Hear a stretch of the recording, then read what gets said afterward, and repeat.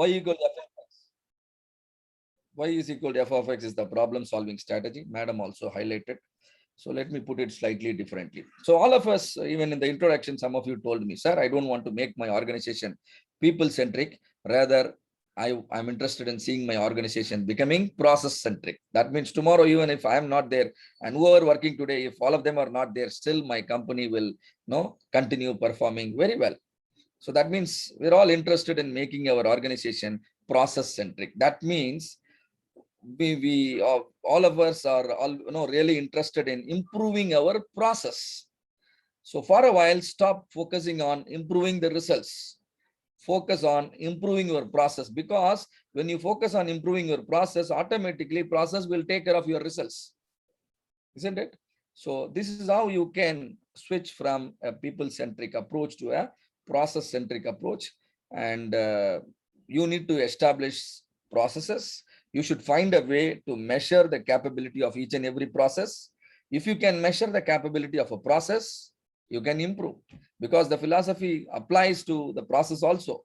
What gets measured gets improved. I have a process, but how much it is capable of? Is it giving me the best result or the required result every time I run the process, or is it failing sometimes? So you need to find a way to measure the capability of a process. And that is what we are trying to measure in terms of sigma level, right? So we'll talk everything in detail as we proceed. So what is required in any organization is a focus on process improvement. When I say improvement, it should be sustainable improvement. When I say sustainable, and that's why we require this systematic methodology: define, measure, analyze, improve, and necessarily you must control. Then only your result becomes sustainable. If somebody can produce result and again bring it down tomorrow, an organization doesn't like such improvements. Whatever improvement you are achieving out of a project, your organization should be able to sustain the benefits over a longer period of time. So that is possible with Six Sigma. So imagine you have grown a tree, which is an orange tree. You can see beautiful results here. The results are nothing but colorful oranges, good oranges. And now you wanted to produce apples, or you wanted to get apples. Can you grow apples with the same old tree? Not possible. Obviously, any industry, any product, any service, requirements are ever changing, right? I've been eating apple, orange so far, and now I would like to eat apple. I've been selling oranges so far, now I would like to sell apple. So these are all quite possible in any organizational setup also. So if you wanted to produce apple, then you have to change the roots, right? You can't expect to grow apples with the same tree. What I'm trying to say is process improvement is unavoidable. Change is something you can't avoid. Process, it is all our responsibility is process improvement only. We all hold different designation, but all of us are primarily responsible for process improvement only. So don't try to change the fruits directly, rather try to strengthen the root, right? And this is what in Six Sigma we call it process-centric approach. Y is equal to f of x, where y is the result we want to improve, where y is the problem we want to solve, where y is the gap in performance we really wanted to make a jump, isn't it? So mathematically, y is called a dependent variable, because most of the problem what we are trying to solve are unsolvable or exist for a longer time because it is complex in nature. What do you mean by complex in nature? It depends on many other things. It depends on many other factors, and that is why mathematically we call y as dependent variable. For example, my defect percentage is always 20%. I'm offering service to a lot of clients. Maybe I'm a diagnostic lab, and there are thousands of people who take one or the other test, blood test, and always we have about 5 to 6% of error in the test report, and it keeps coming. And why is it keeps coming? It is recurring because you are not able to figure out the exact factor which is causing the problem. Is it a mere typo error, or is it the error with your equipment, or is it the error with the sample collection?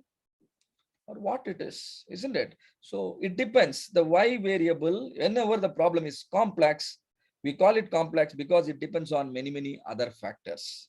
The many other factors which are responsible for your problem are called the x factors, x variable. These are mathematically called independent variable. Why do I call it independent variable? You can fix them in no time. Whatever value you wanted to assign to your x variable, you can do it. For example, you go to a doctor, you have fever, and doctor knows your temperature is high. So the doctor gives a prescription, paracetamol.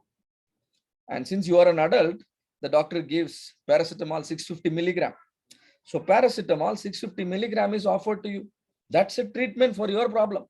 Your body temperature is high, and the paracetamol 650 milligram is the treatment. Suppose the same thing happens to a child, same paracetamol, but she gives only 250 milligram. So if you identify, if you fix, if you assign a suitable value to the x variable, the problem is getting solved. So assigning a suitable value to the x variable, the independent variable, is called the treatment to the problem y, right? But which particular x variable is actually causing the problem? That particular x variable is called critical factor, is called the root cause. Why do I call it critical? It contributes majorly to the problem. It contributes majorly. There are so many factors, but this single factor contributes majorly. So I call it the critical factor. I call it the root cause, right? Because by fixing this particular factor, I get majority of my problem solved. In certain cases, problem can be, still complex. There could be multiple root causes. It's not a single factor contributing majorly.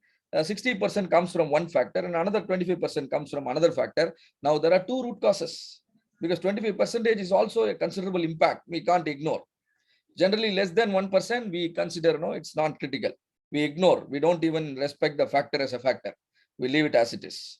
But if the impact is 60%, 25% higher magnitude, we consider that as a critical factor.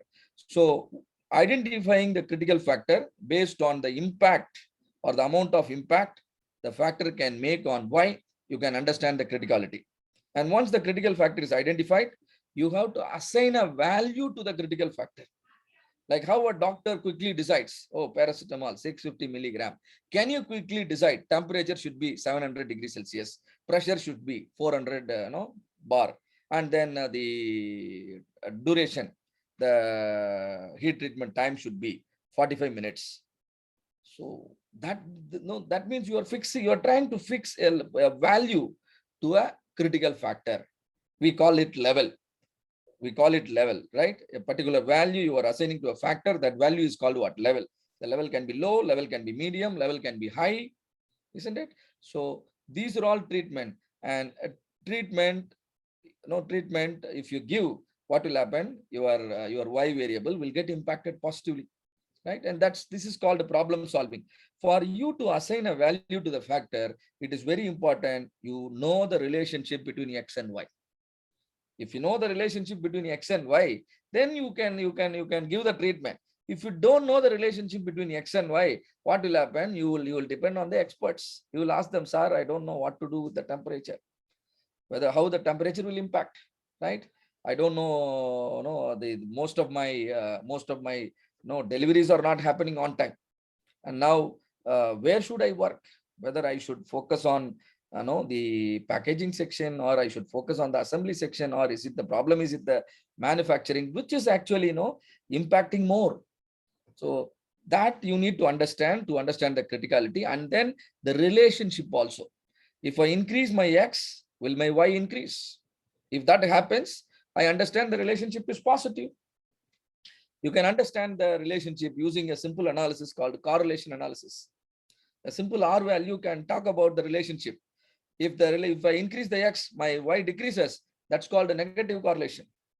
And not only that, and also if you can build an equation between x and y, you can precisely solve the problem. Like how ISRO is fixing or knowing the location of the satellite sitting in the comfort of the control room.